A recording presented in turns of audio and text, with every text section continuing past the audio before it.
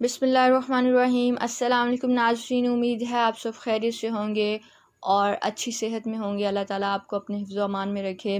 آج کی ویڈیو کا آغاز کرتے ہیں جس میں ہم ایک مسنون دعا کے بارے میں بات کریں گے جس کو آپ نے صبح اور شام پڑھنا ہے، جس کے پڑھنے سے کیا فائدہ حاصل ہوگا کہ آپ شیطان سے محفوظ رہیں گے، شیطانی وسوسے اور شیطان کے بہکاووں سے اور اس کی چالوں سے اللہ تعالیٰ ہمیں محفوظ رکھیں گے۔ یہ دعا آپ نے ضرور پڑھنی ہے، صبح بھی اور شام بھی۔ تو حدیث مبارکہ سنیے۔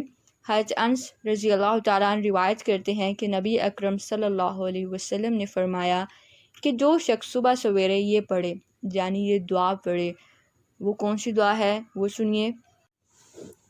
بسم اللہ الرحمن الرحیم، اعوذ باللہ السمیع العلیم من الشیطان الرجیم۔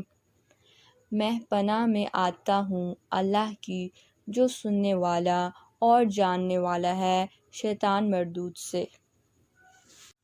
تو اس دعا کے پڑھنے سے کیا ہوگا کہ وہ شخص صبح سے شام تک شیطان سے محفوظ رہے گا۔